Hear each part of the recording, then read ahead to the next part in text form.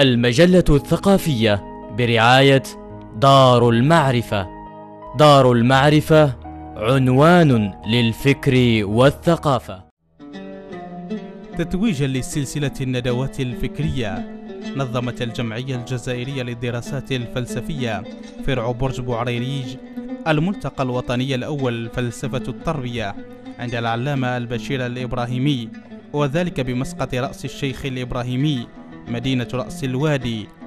ولكن النقاش هذه المرة تجاوز الخطاب المنقبي إلى السؤال الفلسفي.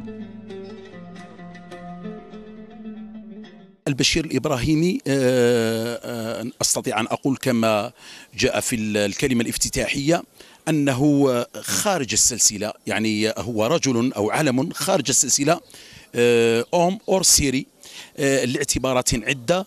أن البشير الإبراهيمي ركز على عنصر التربية، ركز على عنصر الشباب، لأن التربية هي صناعة جيل من الشباب. التربية عند البشير الإبراهيمي لا يمكن اختزالها في أنها عملية ديداكتيكية بيداغوجية، وإنما هي عملية تمس العديد من الجوانب، سواء كانت الجوانب المعرفية أو الفكرية أو الاقتصادية أو الاجتماعية. هذا الملتقى يمكن أن نقول بأن من أهدافه ومن مراميه التربوية الخالصة إن صح التعبير هو أننا نريد بهذا أن نقول بأن الفعل التربوي هو فعل الأفعال. الإبراهيمي المثقف الذي شكلته الجغرافيا، وبعيدا عن تحويله إلى صنم وتقديس قاتل، حاول المحاضرون في الملتقى الإجابة على سؤال: كيف نستحضره اليوم كرمز وطني بعيدا عن التصنيفات الإيديولوجية التي قد تقزم عطاءه وفكره ومنهجه.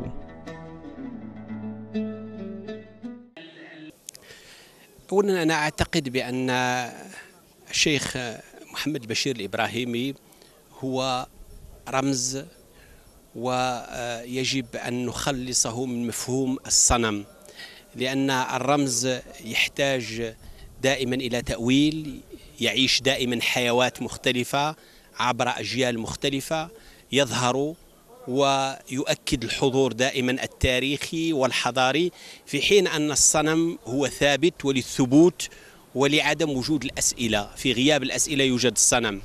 وأعتقد أن البشير الإبراهيمي علمنا السؤال، وعلمنا أيضا بأن الإجابة هي في السؤال أيضا المستمر والمفتوح على الأسئلة المتعددة.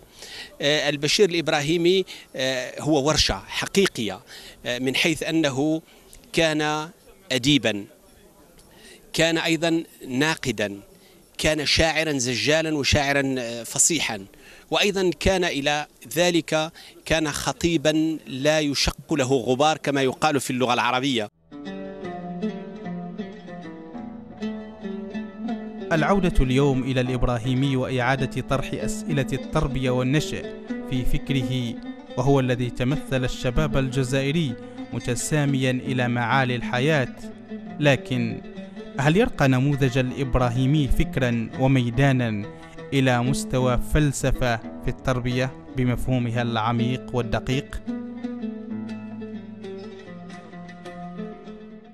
الحقيقة أن العمل الذي قام به البشير الإبراهيمي يكمن ضمن رؤية حضارية كبيرة، ويمكن أن يستوعب كل التشعبات التي تعكسها كلمة فلسفة التربية، لأنه اهتم بالفرد من اللحظات الدنيا على مستوى إعادة هيكلة الفرد في تاريخه وفي ثقافته وفي راهنه وفي قضاياه الصغرى والكبرى، إلى درجة إصلاح المنظومة الثقافية والتربوية في المجتمع الجزائري على وجه عام.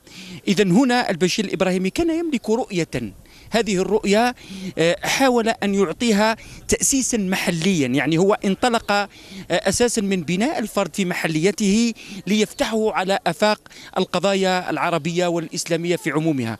وبالتالي الرجل كان يملك توجها، كان يملك منظورا، كان يملك بعدا حضاريا وبعدا منظوريا من خلال إعادة تأهيل الفرد الجزائري على المستوى الخاص وعلى المستوى التاريخي. لغة الإبراهيمية الإبداعية وكتاباته الصحفية واهتمامه بالنشء ورؤيته الحضارية للوطن وللإنسان شكلت محاور نقاش بين اختلاف وتأييد، لكن الثابت أن الإبراهيمي كان أمة، كان جيلا، كان عصرا، بتعبير أحمد توفيق المدني، وهو الذي هوى في فتيان الجزائر ما هواه قبله المتنبي، وأهوى من الفتيان كل سميدع أريب كصدر السمهري المقوم، خطت تحته العيس الفلاة وخالطت به الخيل كبات الخميس العرمرمي.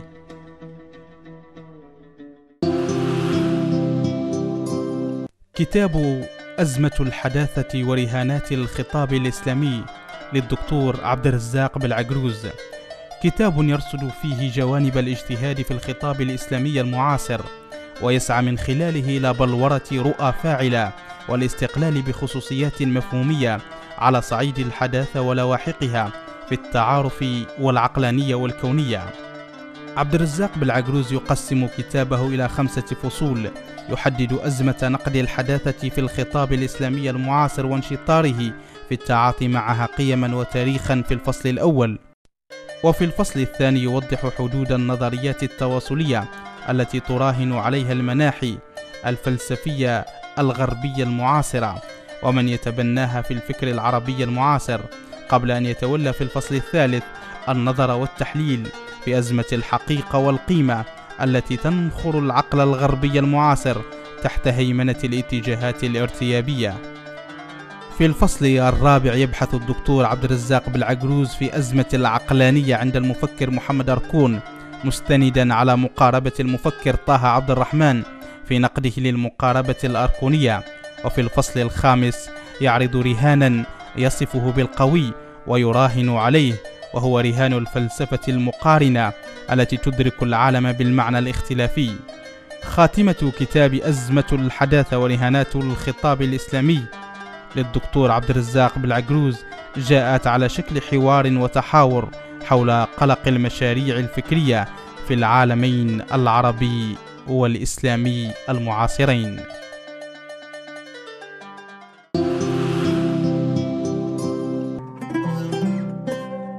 نبض المعنى.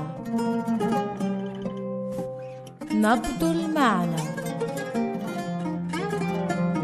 إن الأمة التي لا تحترم مقوماتها الأساسية من جنس ولغة ودين وتاريخ لا تعد أمة بين الأمم، ولا ينظر إليها إلا بعين الاحتقار، مع الحكم عليها في ميادين الحياة بالتقهقر والاندحار.